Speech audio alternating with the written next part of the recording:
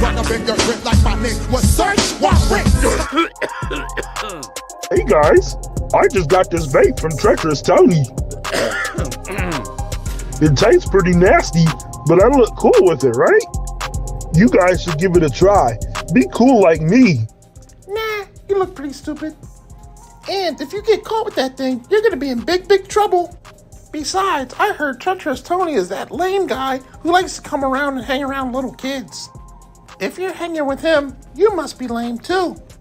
Come on, guys, let's get out of here before we get in trouble like Cooper too. Oh no! Sergeant, be safe! You kids get out of here. Cooper, tell me where you got that from. I won't snitch. I don't see what's so funny. Vape pens like that can lead to harder drugs and cause more problems for you. They're not appropriate for little kids such as yourself. So I suggest you do the right thing and tell me who you got it from. Treacherous Tony gave it to me. Tristan, I want you to take me there now. Are you? Yes, I'm Treacherous Tony. What do you want? Do you have a card? And why are you selling this to kids? Yeah, I got a medical marijuana card. I don't sell it to kids. I give it to them. You give it to them? What kind of an adult are you? It's a vape pen. What's the big deal? Are you kidding me? The big deal? Get out of here, Sergeant No Safe. Sometimes I just wanna... Yep, I think I will. All right. I give up.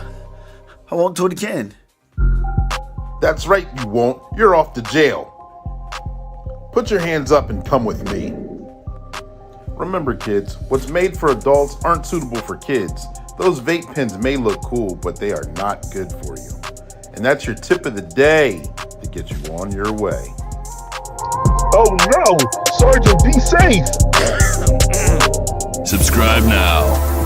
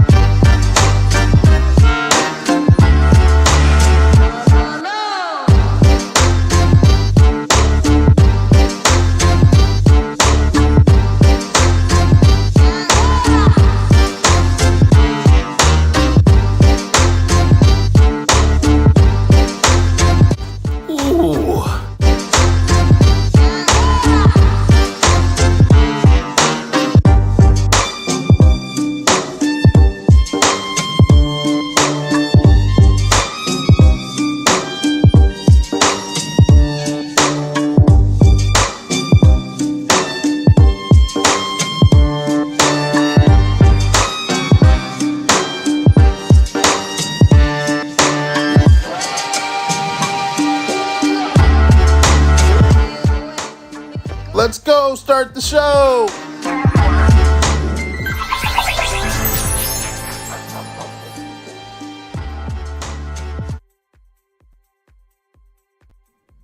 Good evening, ladies and gentlemen, boys and girls. Thank you for tuning in for another weekly episode of Black and Blue. This is the podcast where we discuss individuals who are in the law enforcement community or first responders, whether they are rookie, seasoned or retirees. And we also discuss their publications, their trainings, and their experiences. So you're in the right place. If you're looking for some entertainment, you're going to see some through Sergeant Be Safe. If you're looking for some knowledge, you're going to gain some through the websites that we have on here and the experiences that we're going to share. Thank you guys for tuning in. I'm your host, I'm Coach Clee, your motivational speaker, your empowerment coach, your author, and your favorite baker's favorite baker. And we've been hosting this show now on this segment of the show by way of Black and Blue for over a year and 5 months now. And we've been doing the lab where most of you transferred over for over 4 years now. So thank you guys for tuning in. We got a special episode today. I got a guest. He's back in the background right now. I'm going to bring him to the stage in a minute. Got to put some things out there. Like you saw, Sergeant Be Safe is still on the prowl. His children's book is coming. It'll be here by the summertime. We plan on giving it away to 300 kids, either in the school or summer camp, for free. So therefore, your donations, if you choose to do so, go toward that platform and go toward One Way Publishing, which is the publishing company that it'll be utilized on. You're streaming right now on Black and Blue on 5 different platforms. Like I said, 5 different platforms. We got Jamon's on here. Thank you for tuning in. He said good evening. Gregory Foster said good evening. Thank you guys. And our guest right now said very cool after one of the Sergeant Be Safe cartoons. We're on 5 different platforms. We're on 2 on YouTube, 2 on Facebook, and 1 on LinkedIn. So if you're looking for a shout out or have your name or highlight that you're looking for, make sure you put your name and where you're from in the comment section. That's the only way I'm going to see who's on here. You got to put your name and comment in the comment section. If you have your question, this is very interactive. Make sure you put your question in the comment section as well, and we'll acknowledge them to the best of our ability, because we're going to have a lot of fun and we're going to learn a bunch of things here too as well. And like I said, this is sponsored by One Way Publishing. One Way Publishing is a publishing company whose motto is they can turn a mere thought into a book that's bought. There's a few books right behind me that I wrote myself. There's a couple other clients that are here and some that aren't on the platform as of right now that have normally tune in. They had their dreams come true by using One Way Publishing as well. One Way Publishing is the sponsor for Sergeant Be Safe, and Sergeant Be Safe, like I said, has his children's book coming. And next month, we plan on hitting you with new cartoons with Sergeant Be Safe Season 2 and the upcoming cartoons that we have. If you're interested in being a guest on the show, make sure you see it in the comment section, and you'll see it scrolling below. Workwithclee.com is the website that you need to. You can be you can be a guest on the show. If you're looking to have your book done through One Way Publishing, that's also the website for that. If you're looking to do voiceovers or want to be a voice coach, or not voice coach, but voicing for Sergeant Be Safe, that is also the website for that. But I'm going to quit harping on that and check out this commercial by One Way Publishing. Have you ever wanted to explain something, tell a story, or leave a piece of you behind? Have you ever wanted to write your own book, but not specifically know how to do it? Well, get ready. One Way Publishing's here. We can turn a mere thought into a book that's bought. People need to learn from you. They need to hear that story. Kids need to read that book. Imagine if you wrote your own children's book and get to read it to your kids. Here at One Way Publishing, we can get your fiction, nonfiction, fantasy, instructional, what have you, done. All at a reasonable price and definitely a reasonable time frame. And if you don't believe me, ask Sergeant Be Safe. He's working on his right now. He's definitely writing the best chapter of his life. Make sure you check out his cartoon skits that air on the podcast Black and Blue. As Sergeant Be Safe said, that's your tip of the day to get you on your way.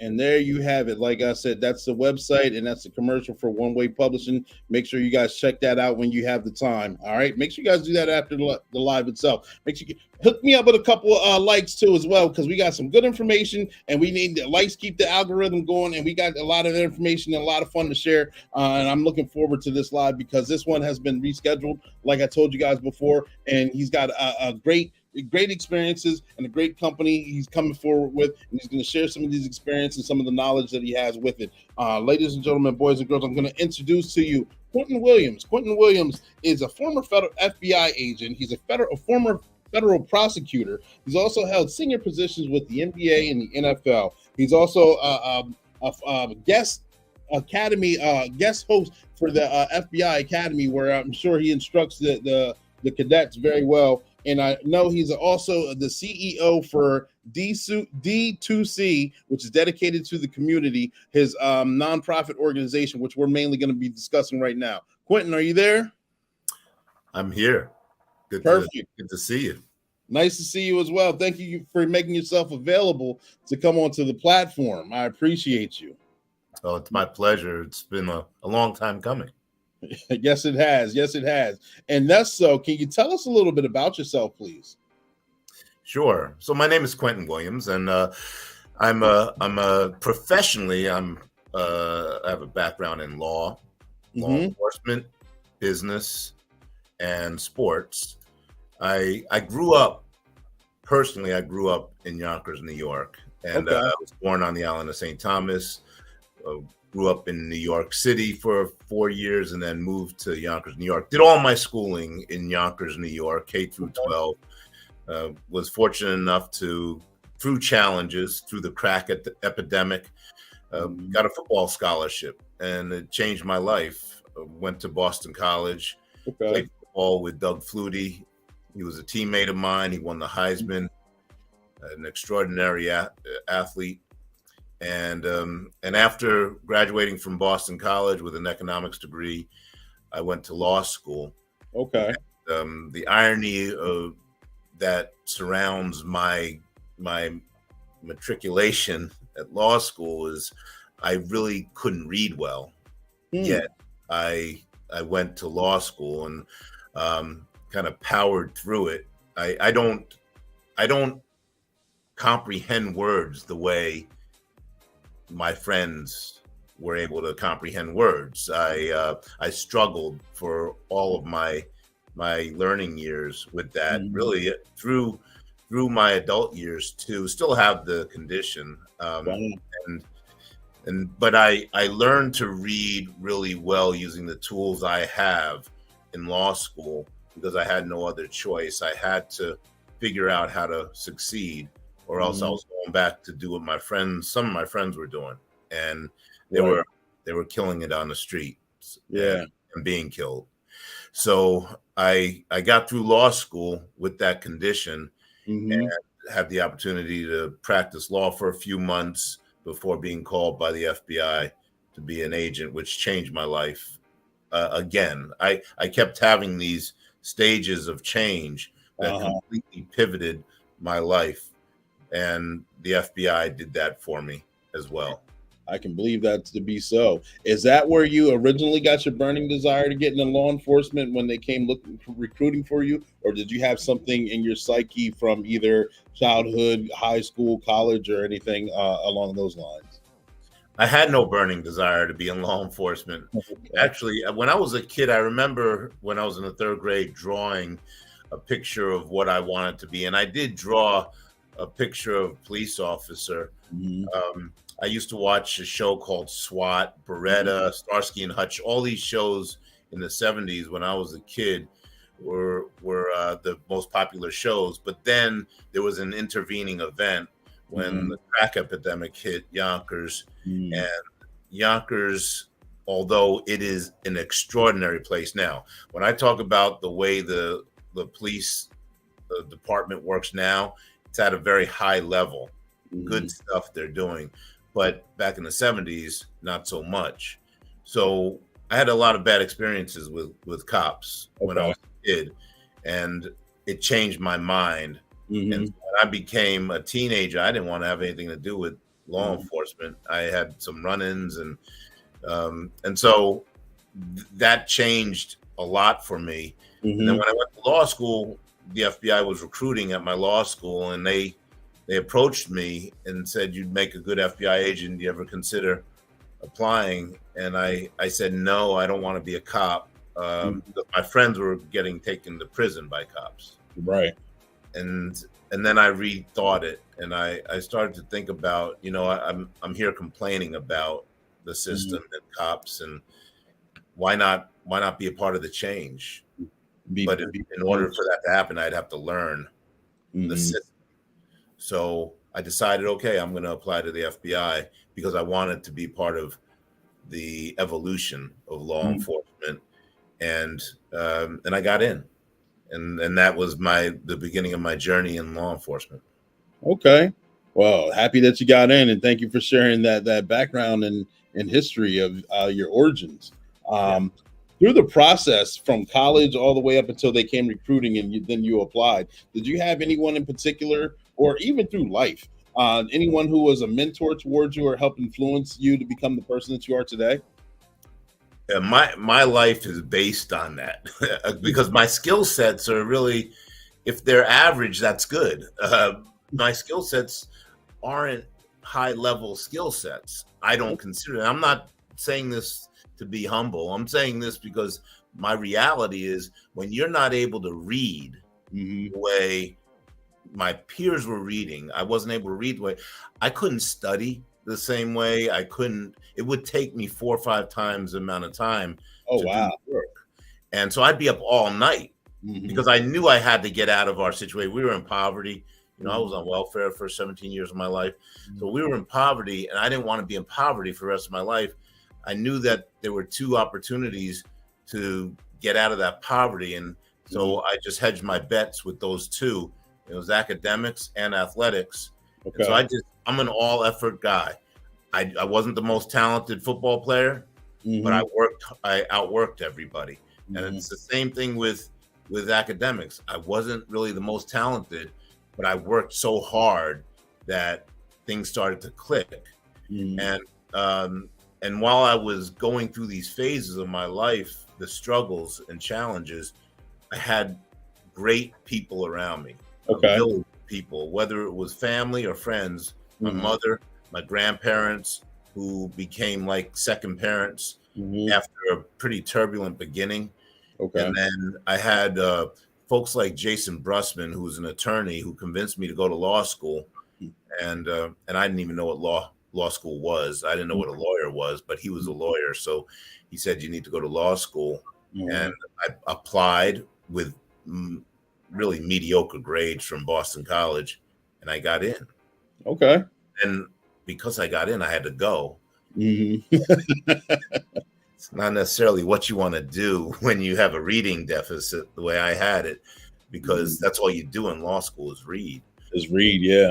But I figured I had to succeed at it, because if I didn't, I was going back to be with my friends they were making a lot of money.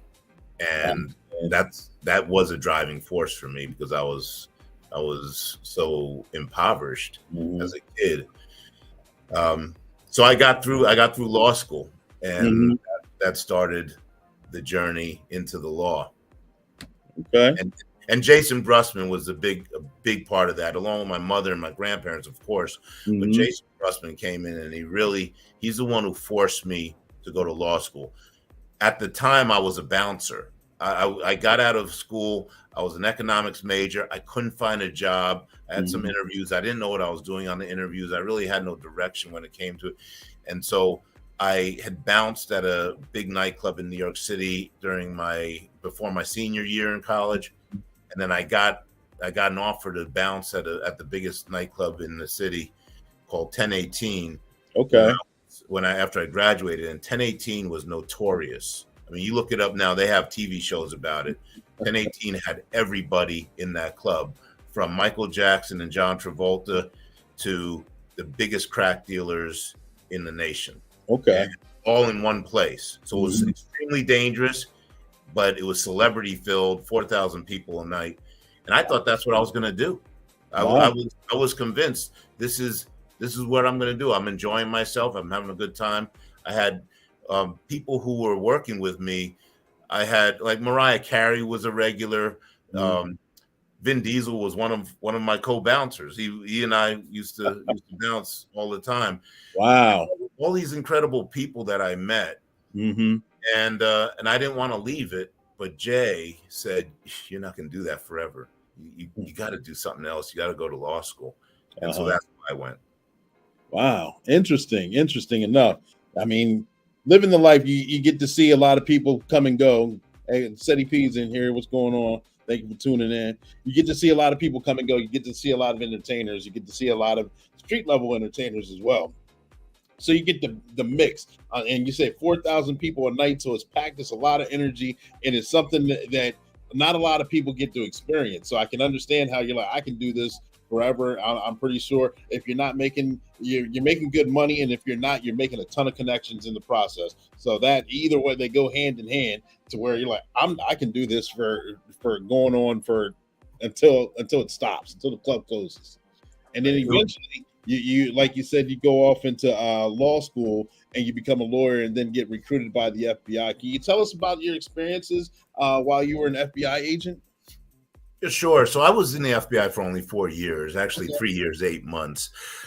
I started out in New Haven, Connecticut, and they put us on the squad at Squad 5, where a lot of the reactive work is handled. Bank robberies, kidnappings, hijackings. Also, the applicants were handled out of that squad.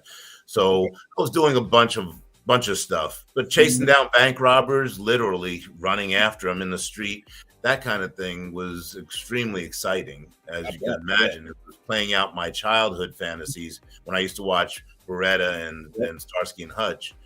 I was transferred to Bridgeport after about 9 months, and Bridgeport's a smaller office. It's called a resident agency. And that's when I went undercover. I entered into the undercover program and worked a major international case for the rest of my time in, while also doing some of the other things, bank robberies and kidnappings. And it was an experience of a lifetime. And I thought I was going to be there forever. I think they gave me too much too soon, because after about 3 years, I started to think, what else do I want to do? And they didn't have openings down in DC for me to go into management. Not in the immediate future. It's going to take quite a few years. So the U.S. attorney and I had been working very closely together on the undercover case and on a civil rights case that we worked together. And he called me into his office one day, and he asked me if I ever wanted to practice law again. He did it through one of his chiefs of his criminal division, Len Boyle. And so I never practiced law, really. I practiced for maybe 6 months, 8 months after law school, in between law school and Quantico. So I didn't know what practicing law was, but he said, do you want to come over here and be a federal prosecutor? I said, I really don't know that you understand. I have never practiced law. So, federal prosecutors, these people are brilliant. Yeah, they're seasoned trial attorneys. I never tried a case. I didn't know what I was doing. And you're right in the fire. I understand. He said, I understand, but I think you'll adapt to the learning curve and you'll make it. So I said, well, how long do I have to make a decision? He said 9 months. I said, 9 months? Really? I expected him to say 9 days. Yeah. And so about 5 months into that 9 months, I called him up and I said, you know what, I'm ready. I said, I'd gotten to be a little bored as an FBI agent because I did so much so soon. And so I started as a federal prosecutor a few months after that. Okay. Can you told us on how your rise to fame, or quote unquote, so to speak, on becoming a federal prosecutor. But can you tell us about the experiences on doing that? Without, I know that's being a federal prosecutor. That's at a high level. Like you said, there's seasoned attorneys that make it to that level. So they go from college to agent to actually being a prosecutor itself. It's got to be a big jump, and it's got to be over exhilarating for just the experience and the know-how on where do you start? What do you do? How do you curve that learning curve at a fast level? Yeah, it was an experience, I tell you. I believe the first day I walked in, because I knew everybody there. I'd worked with them as an FBI agent. So John Durham was the deputy. He was a number 2. And John Durham's very well known because he's done a lot of the special counsel work for 4 different presidents. And so he called. I walked into his office. I said, "So I'm here. I don't know what I'm going to do, but I'm here. And he reached behind him to his shelf and he handed me 2 files. And he said, well, I believe it's in 2 weeks, you're going to trial with one of these cases. And then, another one's going to be coming up. And it was trial by fire. I did not know what I was doing. And fortunately had great mentors. Tom Murphy was a great mentor. As one of my great mentors, and I went to trial. I tried 2 cases in the first couple of months I'd been there, and they told me that we held the record. It was I tried the cases as the primary, but I had Tom there and some very very good trial attorneys with me. But we got return verdicts in 23 minutes and 32 minutes. They said that at the time it was a record. Wow. It was trial by fire. I enjoyed it a great deal, and I learned very quickly what to do and what not to do. Okay. And then, about a year into it, a little bit less than a year into it, I was offered a job with the NFL. And so I had to make a decision if I was going to stay, I was enjoying myself, or if I was going to really live my dream. Working at the NFL was the dream. It was a long dream. And so I asked the U.S. attorney what I should do. And I asked John Durham too. And they said, hey, listen, we'll keep this thing open for you. If you don't want to be there, come back. But they said, you got to go take that job. I mean, there aren't many chances like this that come by. Right. So I left to go to the NFL office, and that was exciting. That was, again, another phase that was really exciting. So what exactly did you get to do there? They created this position. Paul Tagliabue created a position that was a response to the White House issues in Dallas. And so back in the 90s, the early to mid 90s, the Dallas Cowboys had this thing called the White House, where some of the players, including Michael Irvin, it's been well reported on this. They rented a house across from the Valley Ranch training camp and facility, and they did things that they shouldn't have done. Right. And it brought upon them some bad press, terrible press, really turned the league upside down for a little while. So they created this position because they wanted to handle the violence policy that they were trying to create. And they also wanted to communicate to ownership down to the players some of the new policies we were putting in place to curb this kind of behavior. Right. And that's why they created a position. I was the first to take that position.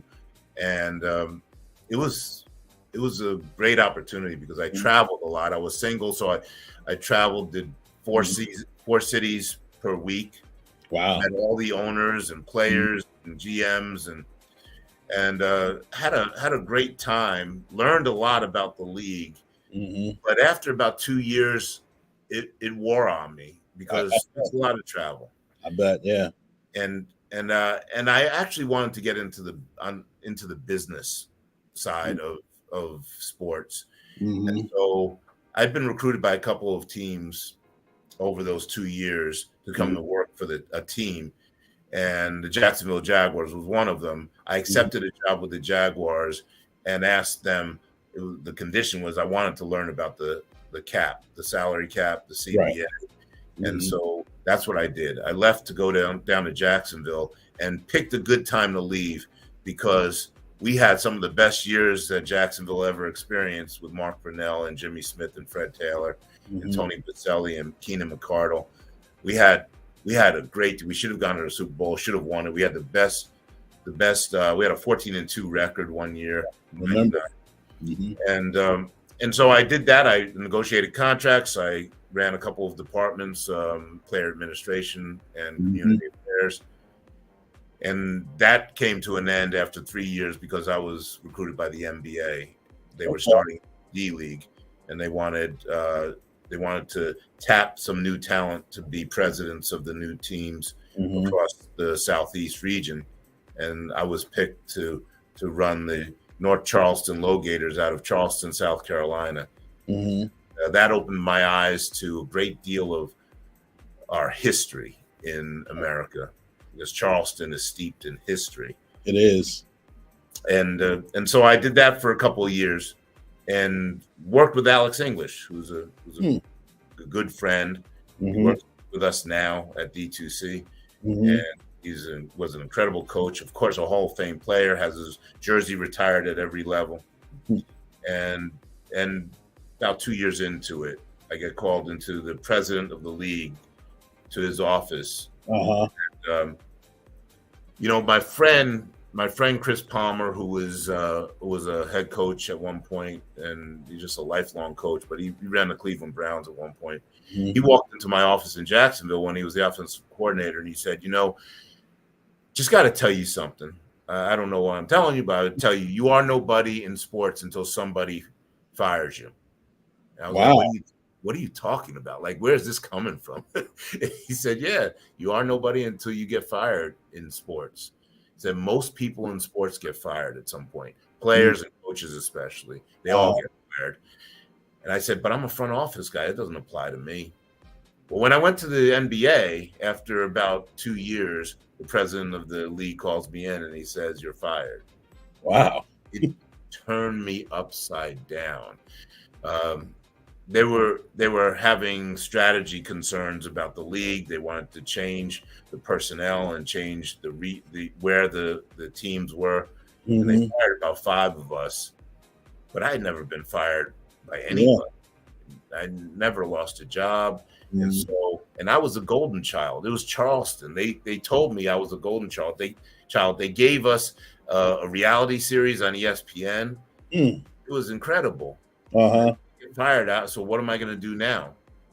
And that's when I made the decision. I'm never going to allow that to happen to me again. Hold that much power over you again. So I empowered myself. I started my own companies, and one of those organizations is a not-for-profit organization called D2C. But I started a law firm, a media company, and a consultancy, and so that's my journey professionally, and that's where I am today. Perfect. And that's a perfect segue. We're going to pause for the calls. We got to take a 2-second commercial break, and we're going to jump right back into the interview, and we're going to learn on part 2 of everything that's going on and share some experiences. You guys stay tuned.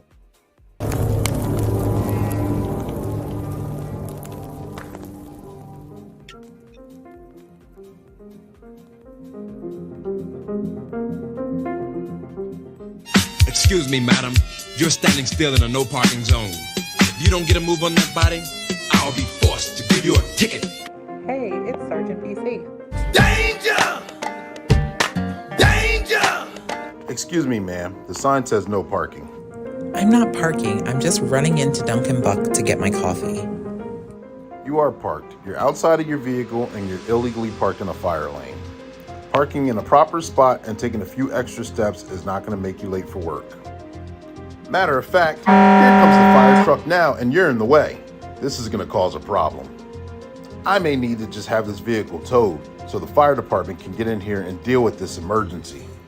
If the sign says no parking, do as it says. Don't park there.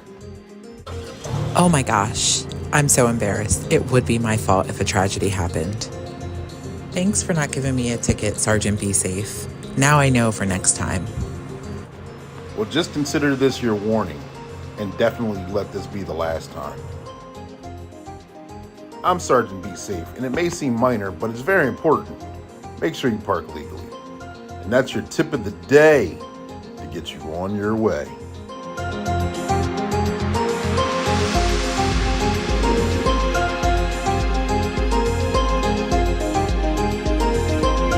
Subscribe now.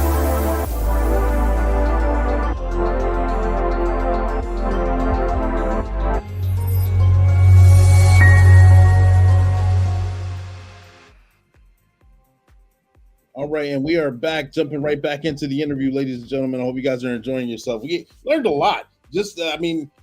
We're here with Quentin Williams. He's explained on how he's lived the life that a lot of people dream of. He's done things on different facets, on so many facets, on levels.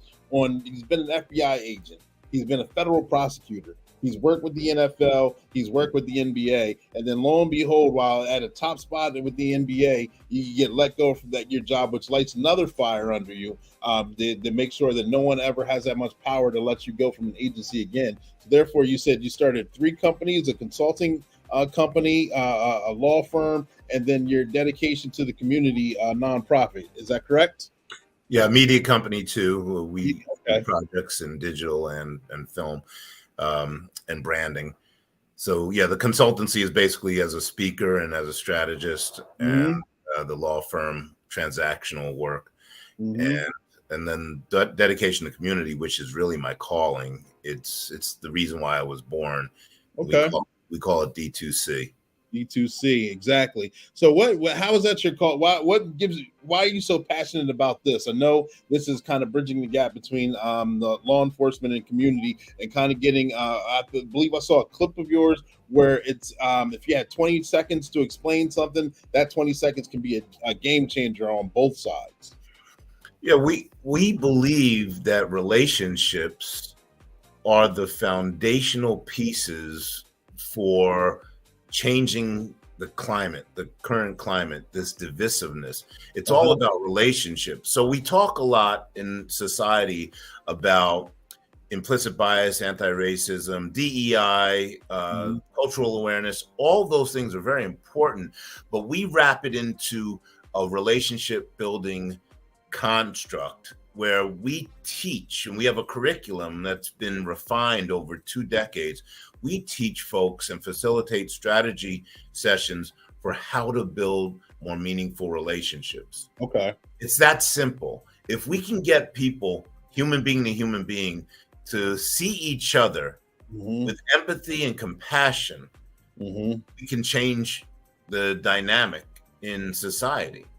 So that's what we do. And the audiences, it really is applicable to every audience. We do a lot of work with law enforcement and the community they serve, but we also work in corporate America, in academia. We do a lot of work in academia with colleges and K through 12. And we do work with incarcerated populations. And we just started with the military.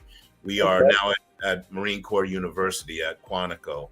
And we are starting the facilitation there with leadership at the Marines and Marine Corps University. So it's about how do we get human beings to have better relationships, both personally and professionally. I think that is a solution, a top solution for some of today's societal ills.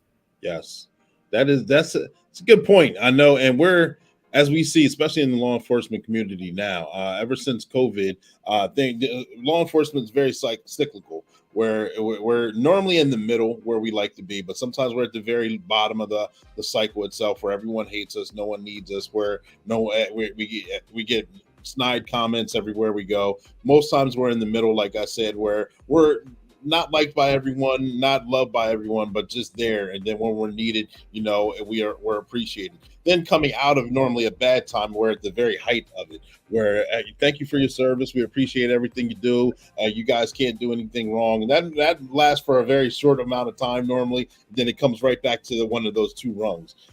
Having relationships like that, bridging the gap like that, how difficult is it for you to get organizations together to do these kind of trainings, or to get 2 different styles of the community in law enforcement, or students in academia, or whatever kind, 2 different genre of people together to sit down and have a conversation? Well, I spent a lot of years begging people to listen to what we had to say. And, it's one of those issues that folks will distract themselves from. They'll ignore it if they don't have to deal with it. And then they'll react when they do have to deal with it. When you have a George Floyd, now everybody has to deal with it. So now they're trying to scramble to figure out what they're going to do to check the box. Well, I've been, after struggling for so many years, I think everything is purposeful.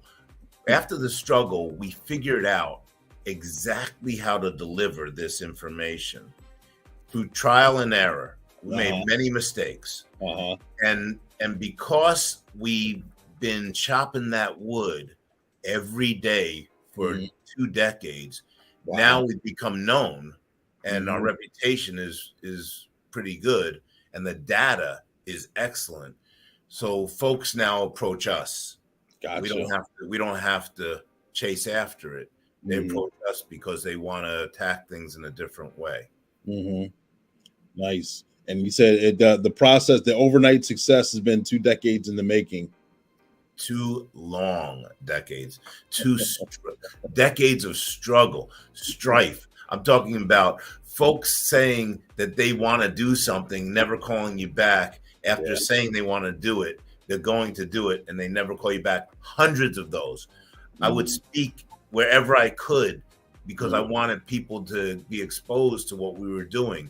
Mhm. And so, yeah, the overnight success over 2 decades, it's a great characterization of what it is.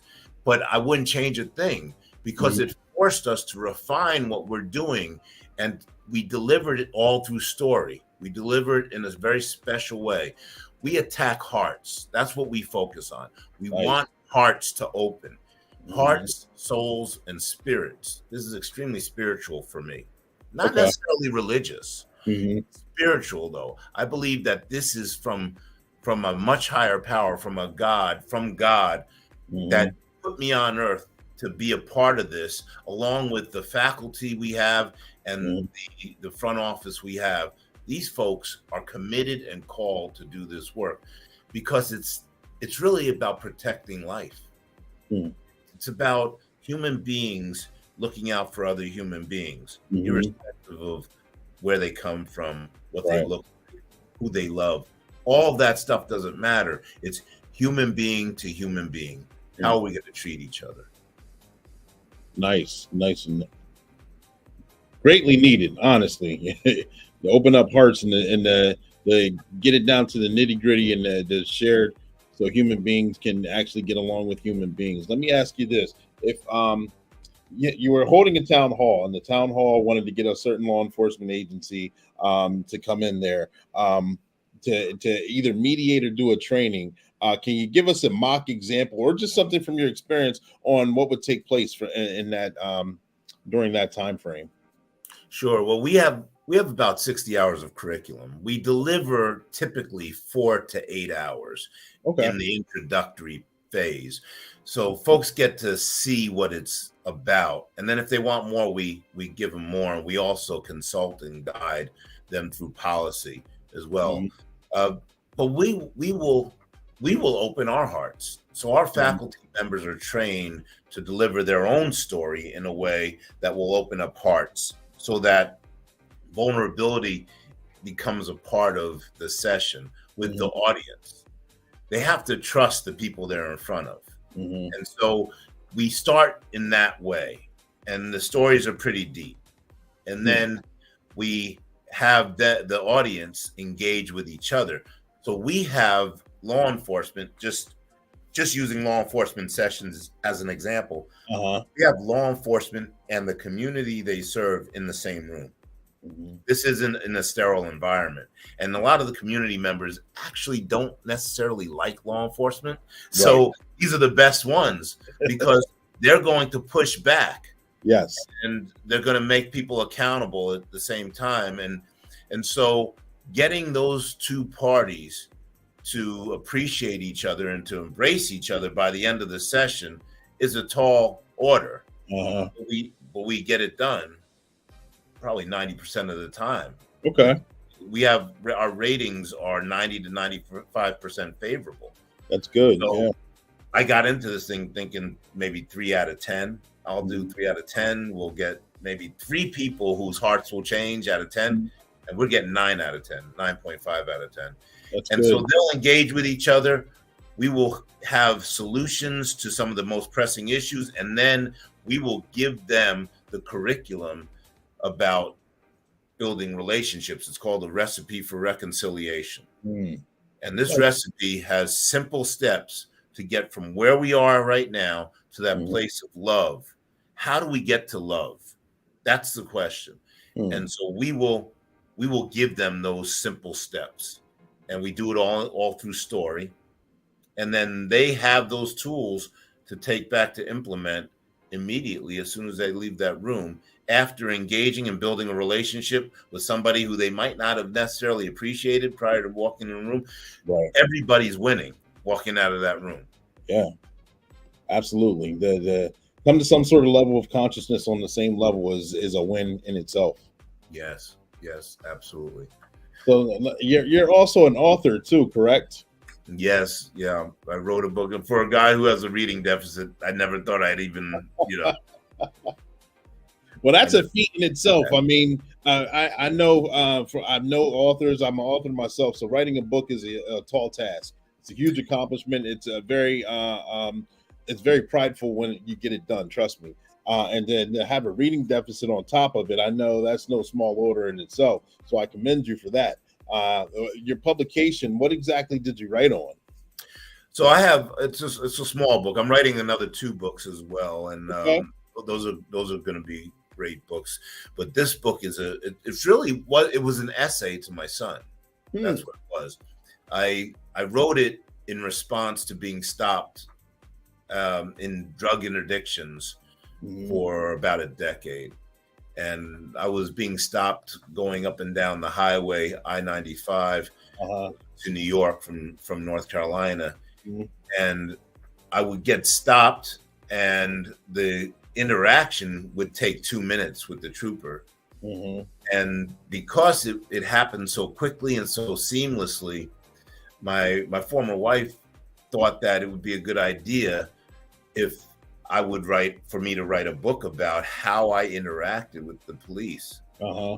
And so I said, nah, I don't want to do that. I'm not necessarily trying to write a book. It would take me forever, I thought, with the issues I had. And nobody knew about my issues, by the way. I didn't really talk about them a lot. I started talking about them when I was an adult, but I didn't broadcast my reading deficit to many people. So, she said I should write this book and it would save some lives. And then after I said no several times, she said, you should write it for our son. Wow. The problem is we didn't have one. We didn't have any children. She was pregnant though. She was 3 months pregnant and she knew she was having a boy. So she convinced me that I should write this thing. And then in the next two or so weekends, I wrote this 31-page book. It's called A Survival Guide, How Not to Get Killed by the Police. It has my stories of being stopped by the police in it and how I handled those situations and how everything worked out as best they could. Even in one very challenging situation when I was arrested in Newport, Rhode Island, because I fit the profile of somebody. And I was an FBI agent at the time I was arrested. Oh, wow. And how I was able to handle that.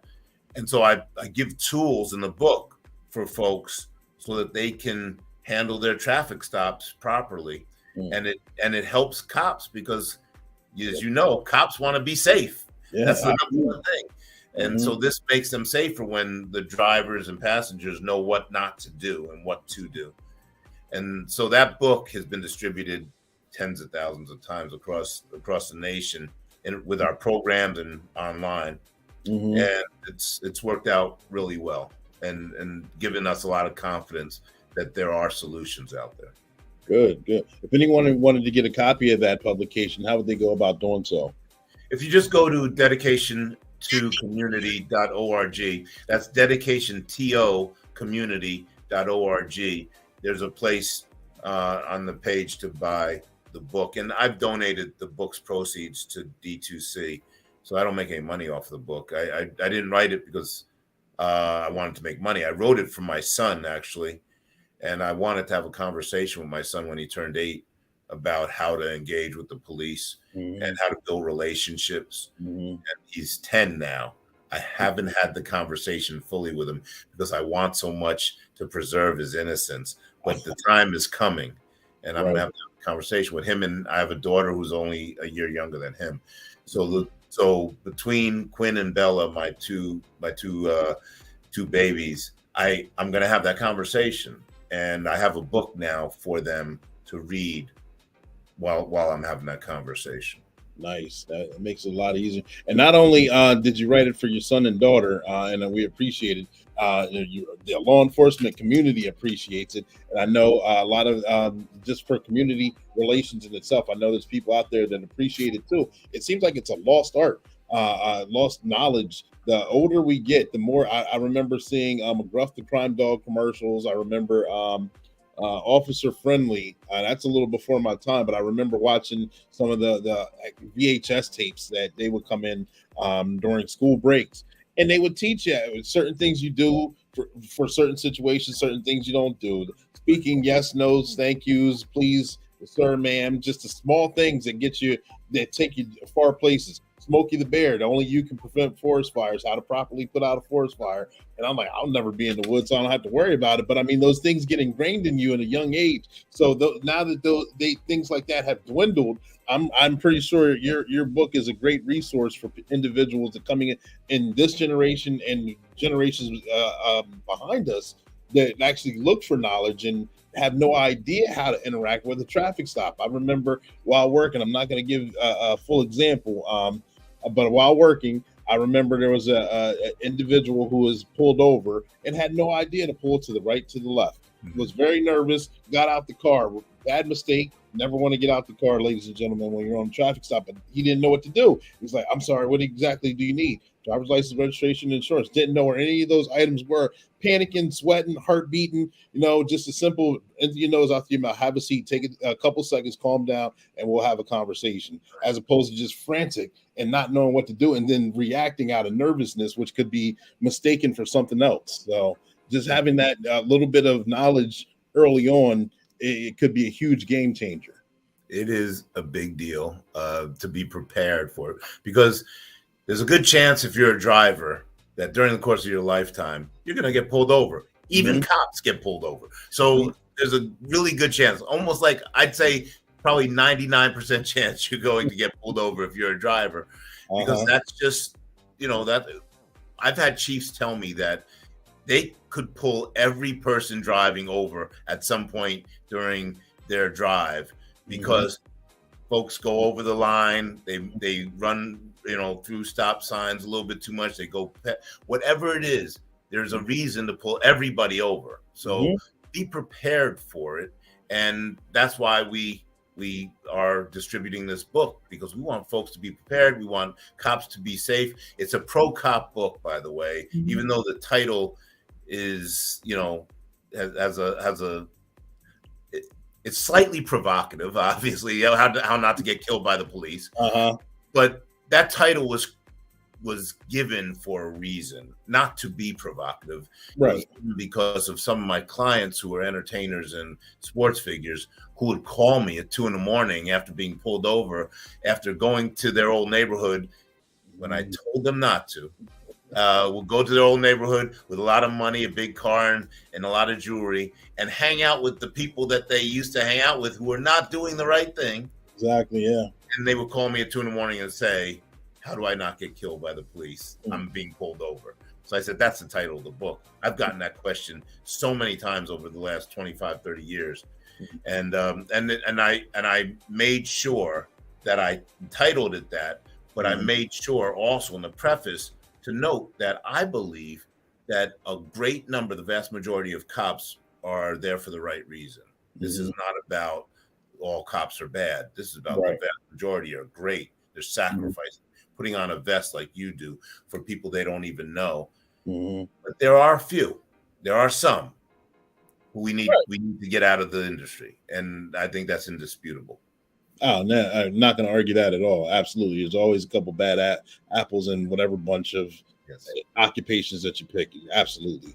Which kind of brings me to my next question here. And I know we're kind of getting into the hour mark here. But I know this is a very popular question about recruitment and retainment. I know we get a lot of individuals, a lot of young men, a lot of young women that are soon to be getting out of high school, getting out the military, or graduating college, especially this time of year, relatively soon. They normally watch the replay and they're kind of have one foot in, one foot out with law enforcement. Like, I kind of want to do it. I kind of want the experience. I kind of want the thrill, but right now is not a good time. What do you think I should wait? Do you think I should just not do it at all, or should I go a different route? What would you say to those young men and women who are just now kind of getting out into the world themselves and want to actually experience law enforcement? What would you say to them? I'd say do research, speak to people like you. I mean, you have great experience and you're willing to speak to people. People who are in the industry, retirees who've done it, and get a feel for if it's for you. If it's not for you, we don't want you to do it, because this is something, it's a calling. You have to be fully committed. This is about protecting life, and the stakes are high. So I would say do your research. What I did was I made that decision after doing my research. I was complaining a lot about cops before I went into the FBI. And so I did some research. I spoke to a lot of people, and I came to the conclusion that we need to be a part of the change.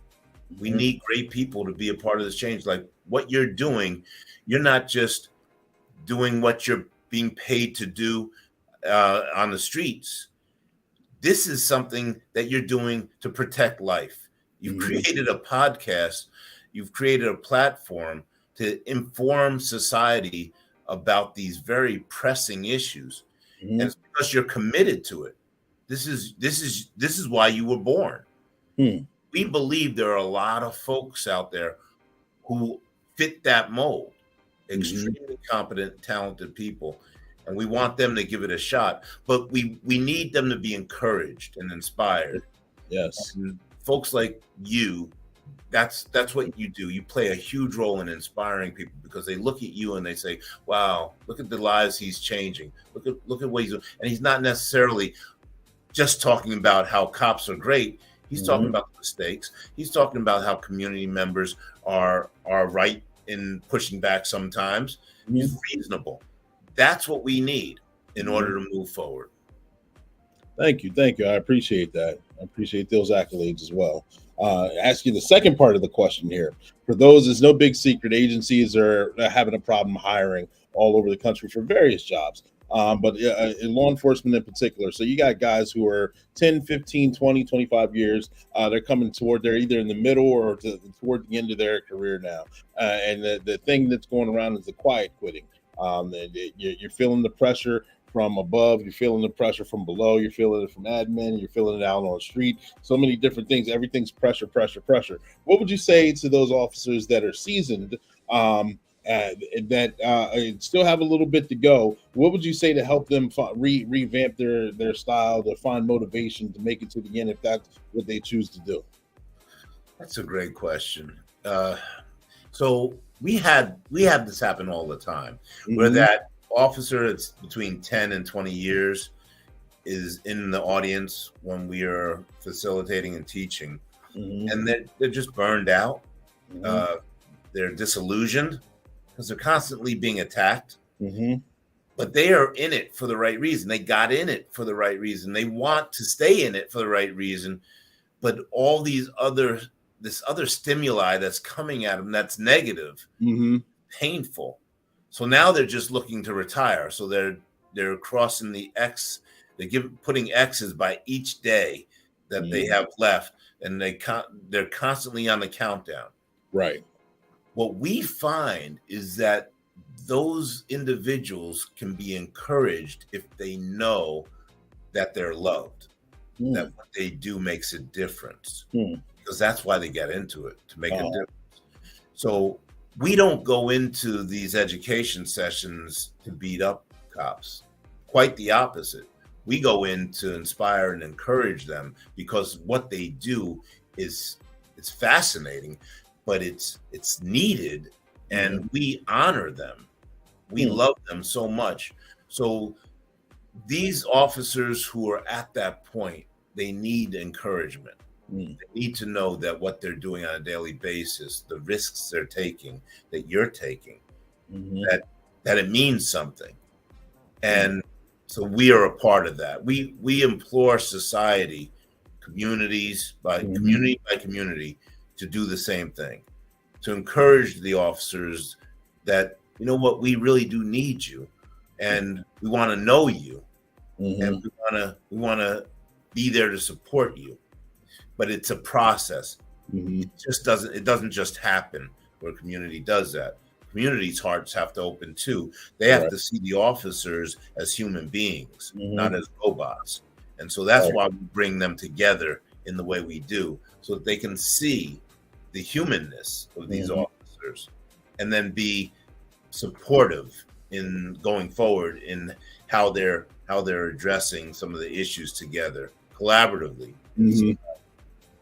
Good answer. I appreciate that answer as well. And believe it or not, you touched on basically this podcast is generally about. This podcast is here to humanize the badge, to show different sides on both the community and law enforcement, and humanize it, and to have that conversation as well. So you hit the nail right on the head with that, because I know a lot of guys who have already retired. If they had the time, since COVID and up until today, if they had the time, they went. They've been going out in droves. And then you got a slew of others that are stuck right in the middle, that are hanging on. And I mean, just that you're, like you said, to hear the words that, hey, you matter, hey, we appreciate you, to be encouraged itself, I think would be a game changer in their life as well. So absolutely, you hit the nail on the head. My children, since they were 2, were taught, as soon as words came out of their mouths, they were taught to walk up to law enforcement officers and say, thank you for your service.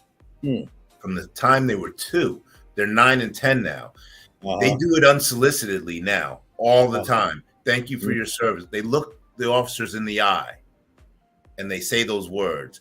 And every now and then, an officer, you'll see it, the welling up of tears, because you don't get that. No, you don't get thank yous. So now you have these innocent little 10-year-old and 9-year-old saying, thank you for your service. It makes their day. And that's the encouragement we need to offer to our public servants. Yeah, thank you for that. And thank you for sharing that experience. Yeah, that's something that I will never leave our family, because my children will pass it down to their children as well, I'm sure. Yeah, absolutely. And boys and girls, ladies and gentlemen, we'll be right back again to wrap up the rest of this interview. But Sergeant Be Safe has some things to say, so stay tuned.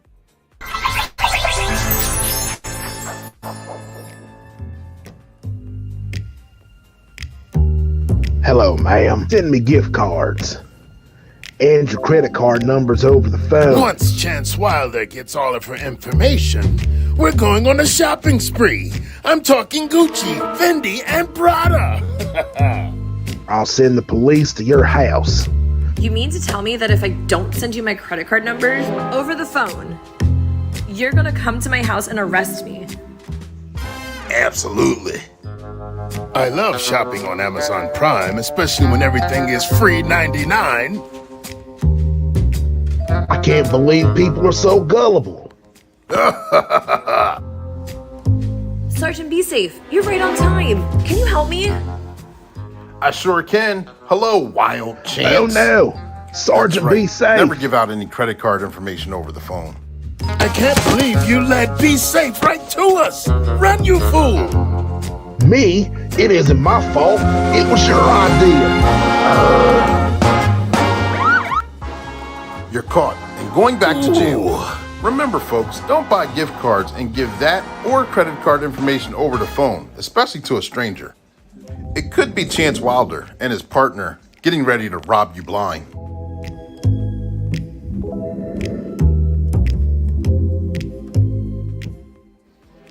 Remember, take it from me, Sergeant Be Safe, and that'll be your tip of the day to get you on your way. Subscribe now.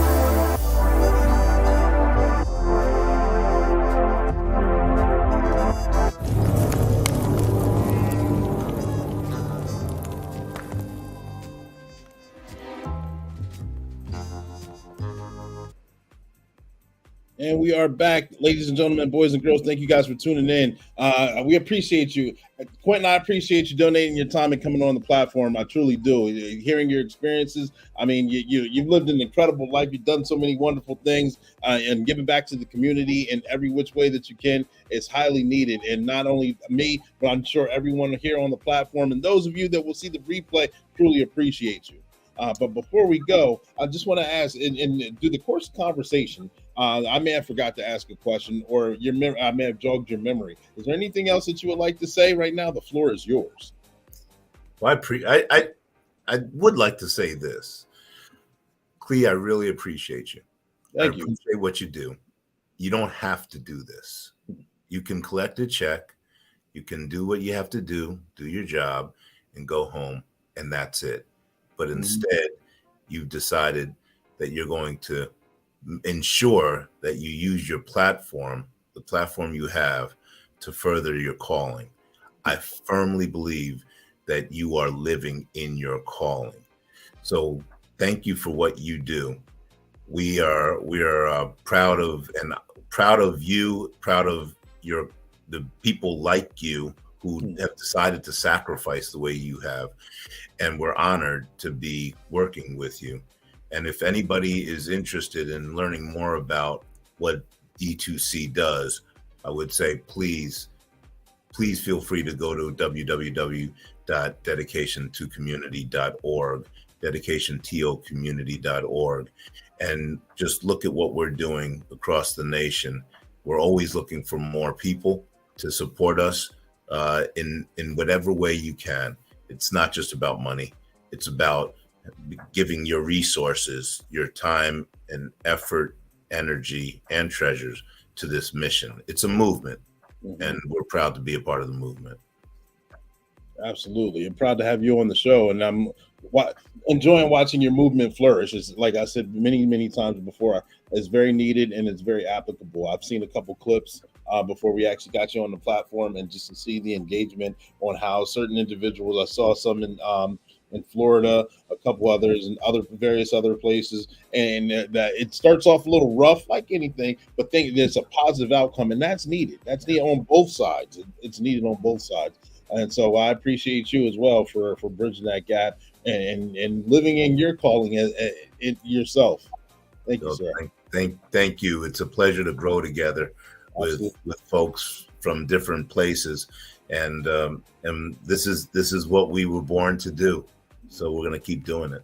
Absolutely. Thank you very much. Ladies and gentlemen, boys and girls, thank you guys for tuning in. This is Black and Blue, where we go live weekly at 7 p.m. Eastern Standard Time with a special guest, whether they're talking about their publications, their training, or their experiences, is in law enforcement or first responder community. Whether they come here with their experiences, they share them, we learn from them, whether they're rookie, seasoned, or retirees, and we have a lot of fun doing it. I got a special guest coming to the platform next week. I'd love to tell you who they are, but I'm not going to do that because I need you to tune in next week. So make sure you tag, like, and share, and tune in for all next week. All right? We love you. 10-4, over and out. You guys be safe until then, and we're going to leave you out of here with a Sergeant Be Safe commercial, and we will see you next week. Thank you. God bless.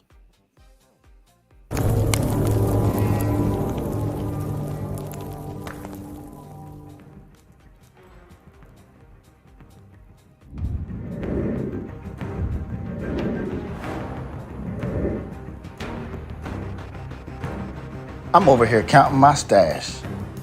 Cooper, get out of here. Last time you got me in trouble with Be Safe. This is a good spot to sell my drugs.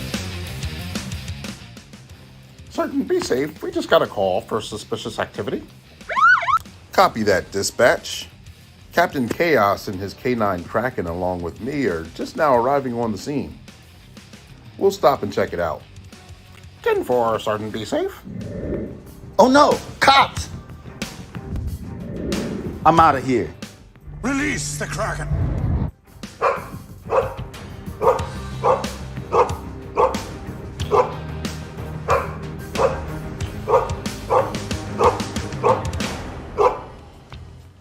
Hey, we see your drugs over there. Stop running, treacherous Tony. We will get you.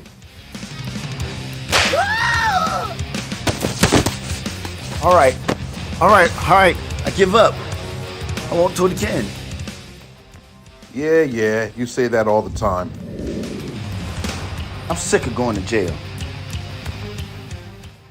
Illegal drugs are a bad decision. Just ask Treacherous Tony. This isn't a good view.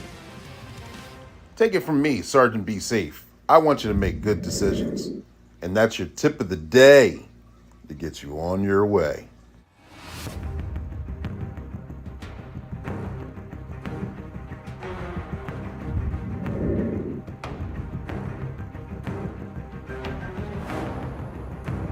Subscribe now.